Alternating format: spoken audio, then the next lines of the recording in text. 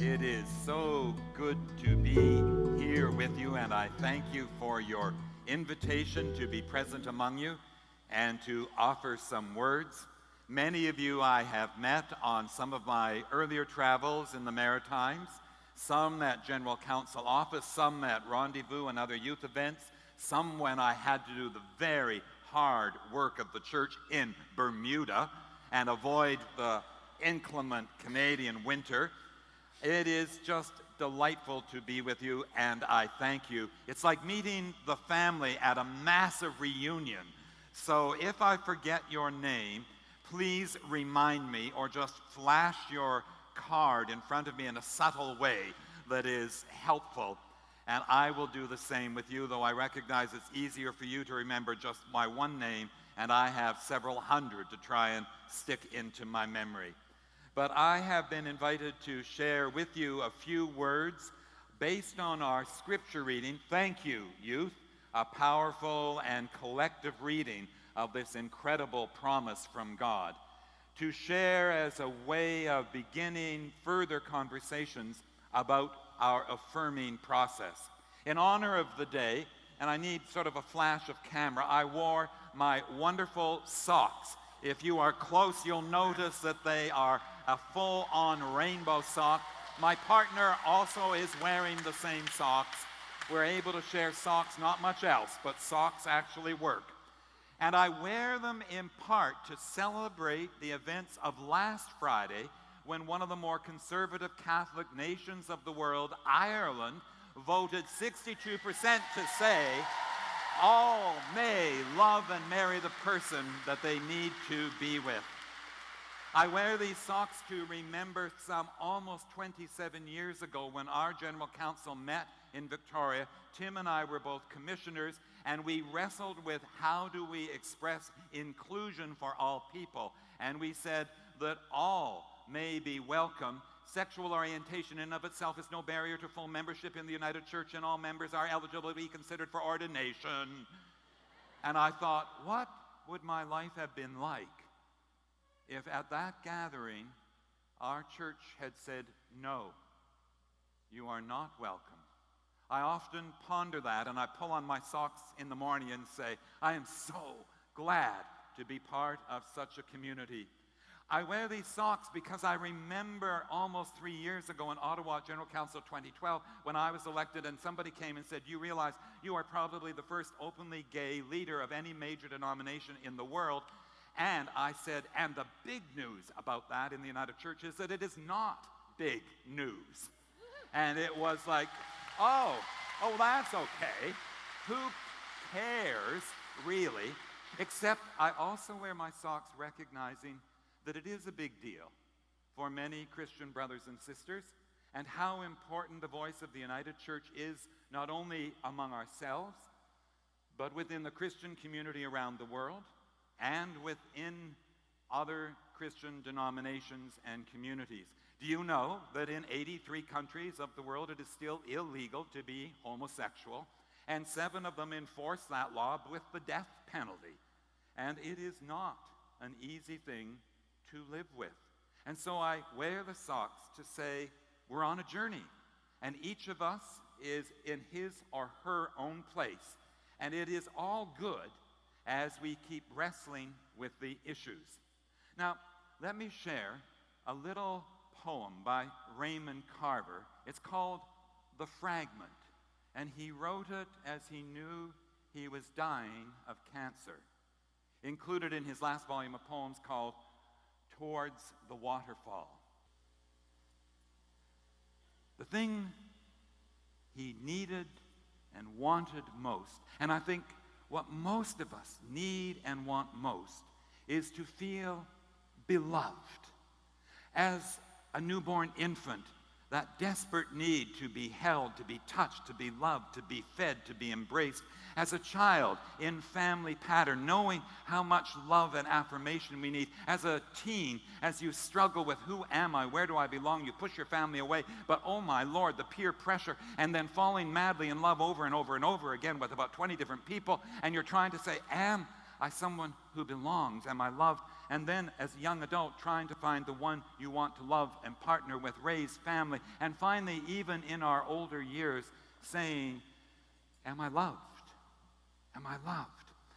And that is why Isaiah 43 really rings for me as central gospel in our Bible story and journey, where God says, I made you.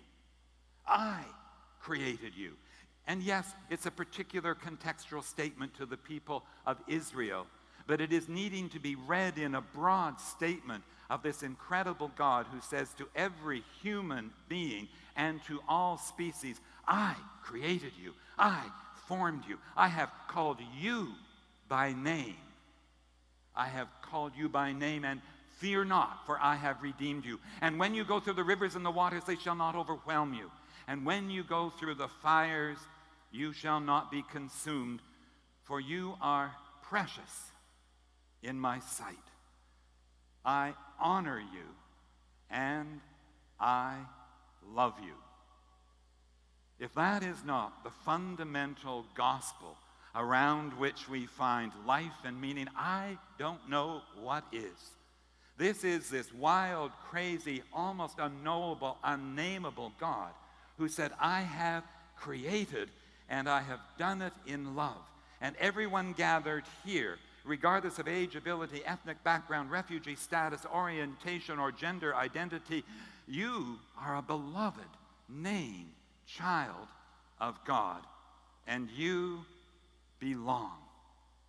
And clearly, this wild and wondrous God of ours loves diversity. I mean, just take a look around your table. I mean, who else would have made a motley crew like you're in discussion with? I mean, we are incredibly different, and no one is the same. You just look at your DNA, and it just goes kabam! And then you take a look at the two-footed, four-footed, winged, slithering, and swimming creatures, and you realize that God says, look at it all, and behold, it is very good, and you are just one tiny example of diversity, and evolution is just spinning along, moving, endlessly unfolding, and what you see now is not what is going to be 100 years from now, and isn't that exciting? For I have called you by name, says this God, and you are loved and precious and honored in my sight. It seems to me that one of the great human tasks that each of us struggles with is how to embody that godly spirit of love so that we discover how our own hearts might be stretched so that we ourselves will learn to love, starting most likely with family, moving out to friends, moving out then to neighbors, even to strangers, even at our best, as Jesus said, to love our enemies. I remember the words from one of Shakespeare's characters, Shylock, in The Merchant of Venice, a famous speech that starts, I am a Jew. And I want you to hear when that word comes, a possible replacement. I am a First Nation. I am a person with disability. I am a person with different ethnic background. I am a person who's gay, lesbian. I am transgendered. I am a Jew. Hath not a Jew eyes? Hath not a Jew hands, organs, dimensions, sensations, and passions? Are we not fed by the same food, hurt by the same weapons, subject to the same diseases, healed by the same means, cooled and warmed by winter or by summer, as a Christian is? If you prick us, do we not bleed? If you tickle us, do we not laugh? If you poison us, do we not die? We are called, each of us, and as a conference, as a denomination, as a church, as a people, we are called by this wild, crazy God to let our hearts expand, and to say, all my relations. Agwe nea de dewa naren. We put it up on our crest in Mohawk. We are called by this God to expand that love and that inclusion and that affirming to all creatures. As the poet Leonard Cohen said, "Oh God, holy is your name. Holy is the work of your hands. Holy are the days that return to you and the years that you uncover. Holy and shining with a great light is every living thing, established in the world and covered with time until, O God, your name is praised forever." It seems so straightforward. You almost don't need me standing up here saying what's totally obvious. And yet, we humans seem to have an endless capacity to create divisions where there aren't really any. We create a great chain of being where we and our particular type usually ends up on top. I've never understood why we are so adept at creating walls and barriers where some are in and some are out, and some are good and some are better and some are the best. Which isn't to say anything about those who are bad and the very worst. You know how it works, eh? It seems that as a human species, we are able to zone in on any particular difference that a person might have and nail them for it. Sometimes I think that arises simply out of ignorance and not knowing the other and her ways and customs and particularities. Sometimes I think it comes from fear. We have an insecurity perhaps about our own identity, a worry about our status. If they start to become our equal, then does that mean we shrink and are more vulnerable? And sometimes I think it simply is an expression of greed and power hunger, so that we can say some humans are less worthy than others and therefore can be enslaved. Or some humans are less worthy than others and we can take their stuff, their land. Some humans are less worthy and so we can discard and diminish their traditions and cultures so that there's more for us and we can feel good about it. A few months ago, I was sharing in worship at the General Council office. It was March 31st, which is the International Day to Remember Transgendered Peoples, a date that has been chosen only for the last 5 years. And I, in my journey, have had to learn much about transgendered people. Not part of my experience. People say, "But you're gay, you should be able to get it real fast." And I say, "No, help me, speak to me." And there was a poem that the leaders of worship asked me to share with the larger crowd. It's by, it's a blog rap writer called It's a Wallaby. I don't know what her real name is, but it's called Boxes. And some of the lines go, "Man or woman, straight or gay, boxes, boxes everywhere. But human bodies, no straight lines. Gently, harshly, all is curved. How could such amorphous things fit in boxes of all things? Life's a spectrum, but people try to categorize, just don't. Man or woman, straight or gay, boxes, boxes everywhere. This one orange, that one red. This one sour, that one sweet. What about the in-betweens? Colors, tastes, and sounds abound, but people try to differentiate, creating categories where there really are none. Boxes, boxes for the gray, between the black, between the white, and still there's yet more gray to see. Orange, red, bitter, sweet, he, she. Oh, just stop it.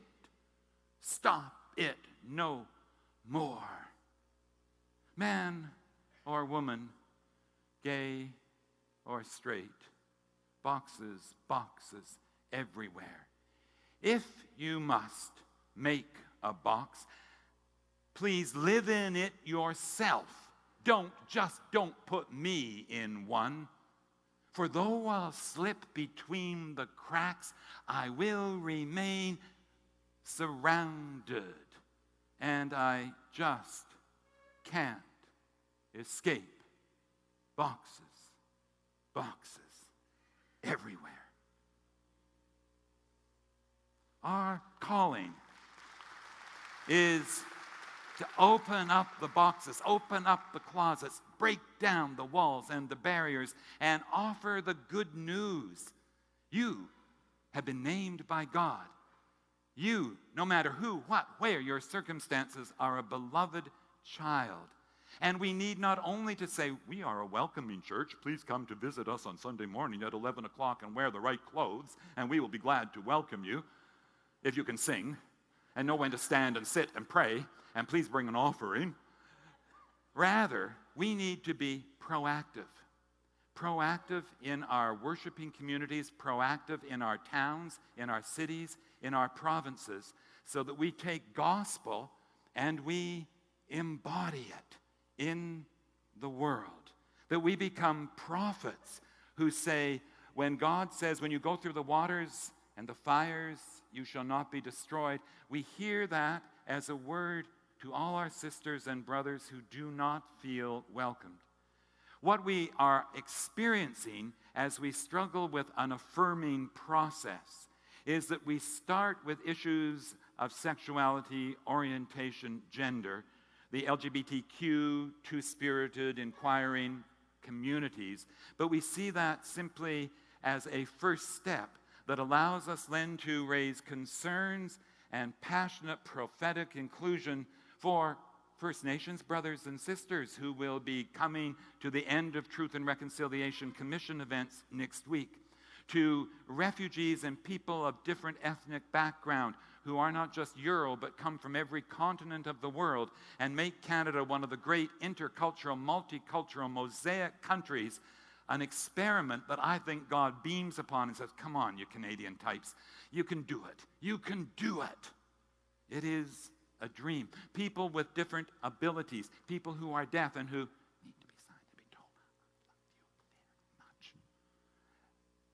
very much. Boxes everywhere. Let's break the boxes down and build a vision, knowing that every time at your table group, in your congregation, in your friendship circle, in your youth group, any time you welcome totally a new person, the community changes.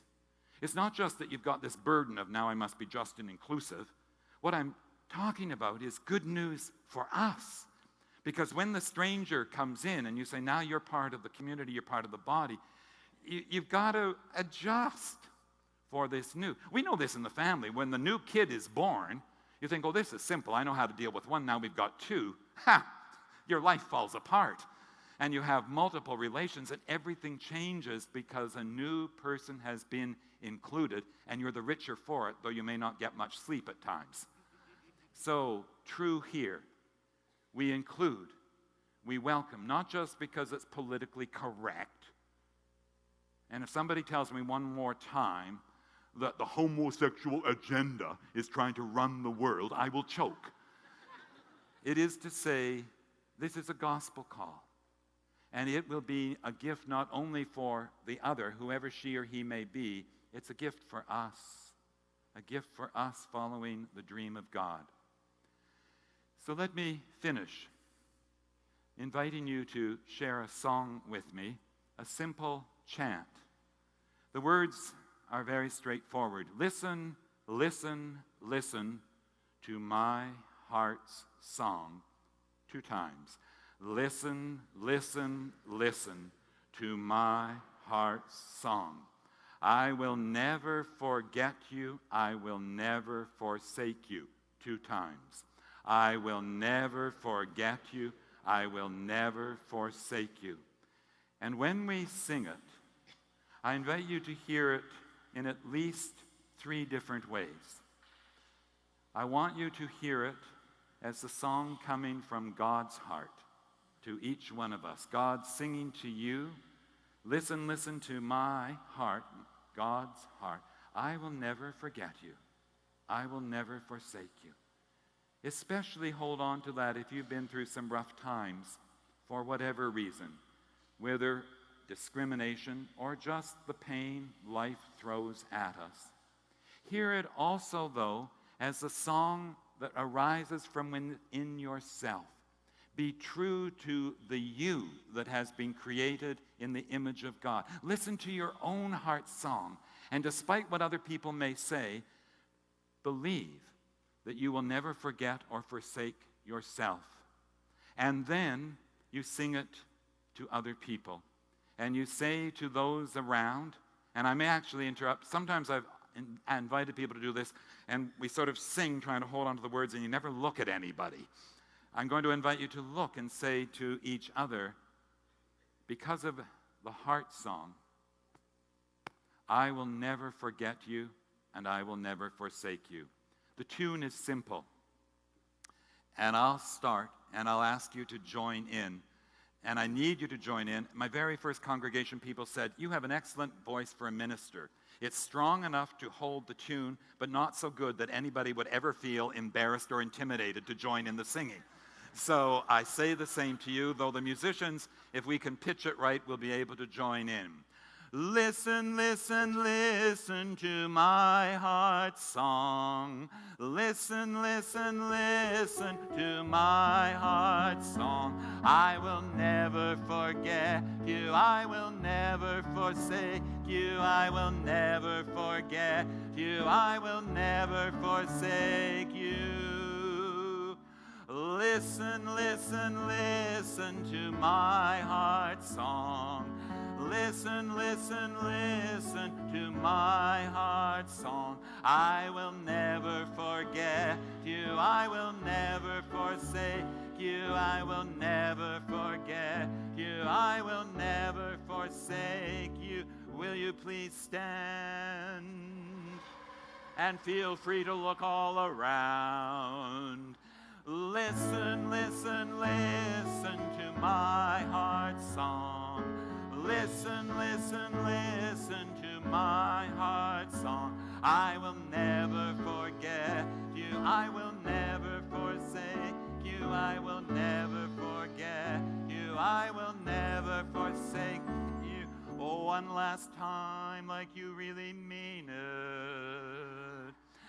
Listen, listen, listen to my heart song. Listen, listen, listen to my heart song. I will never forget you. I will never forsake you. I will never forget you. I will never forsake you. May it be so. Amen.